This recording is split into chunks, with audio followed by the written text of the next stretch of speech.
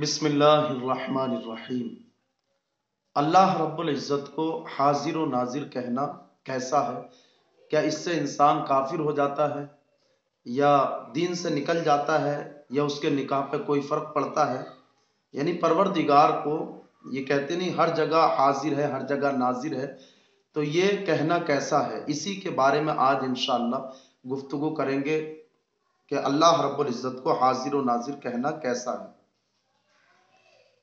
تو اس کے جواب میں مصنفین ارشاد فرماتے ہیں علماء کرام کہ اگر حاضر و ناظر بمعنی شہید و بصیر اعتقاد رکھتے ہیں، شہید کا معنی بصیر کا معنی دیکھنے والا، اور کہ اللہ رب العزت کے سامنے ہر چیز موجود ہے، یہ عقیدہ ہے، تو یہ عقیدہ رکھنا بالکل درست ہے، اس سے کوئی فرق نہیں پڑتا، یعنی کفر نہیں ہے اور فسق نہیں ہے، کچھ نہیں ہے۔ تو حاضر و ناظر بے معنی شہید اور بصیر ہے، تو اگر یہ اعتقاد رکھتے ہیں یعنی ہر موجود اللہ تعالیٰ کے سامنے ہے، یعنی ہر چیز اللہ تعالیٰ کے سامنے ہے اور وہ ہر موجود کو دیکھتا ہے، تو یہ عقیدہ بالکل حق اور درست ہے۔ پروردگار ہر چیز کو دیکھتا ہے اور ہر موجود یعنی ہر چیز پروردگار کے سامنے ہے، یہ کہنا بالکل درست ہے۔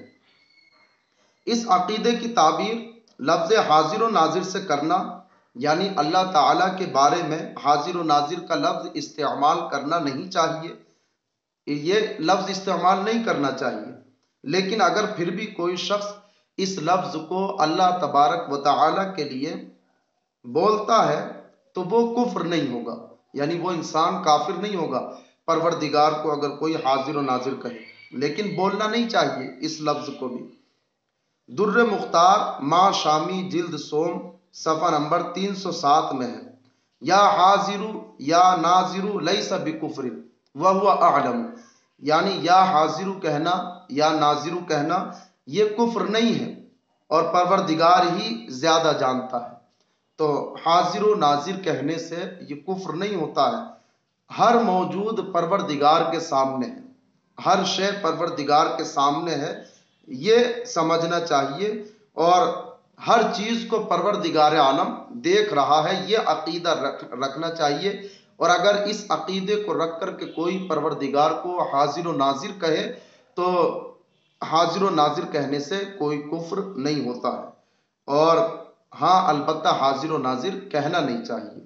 واللہ تعالی اعلم بالصواب۔